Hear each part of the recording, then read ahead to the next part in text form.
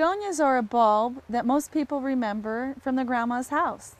They've been around for lots of years and they're common for shade gardens or hanging baskets. And they're just an easy plant to grow once you get to the hang of it.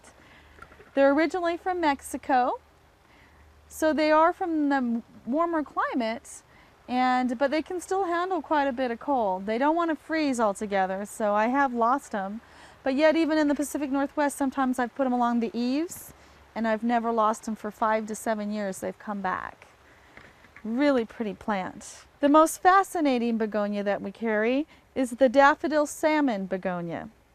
And the reason it's fascinating is it's actually a cross between a begonia and a daffodil.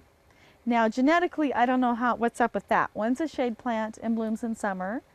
The other's a sun plant that blooms in the spring. So genetically, they've been able to mix the two, and now they call it a Narcissa flora begonia. So it grows like a begonia with daffodil-shaped flowers on it with a beautiful coral color. And they're just really easy to grow. You can put them in a hanging basket or you can put them right into the ground in the shade. Easy begonia plant to carry. I love the Piketty lace begonias. They've got red, oranges, creams, colors, and then they'll have a little bit of a white edge. So it's really lots of impact when you see that in the yard. And they also will come, sometimes I've seen varieties that'll have white with a red edge. So when they're growing in your shade, only plant them a couple inches deep, you'll enjoy them for so many years and everyone will talk about how beautiful they are.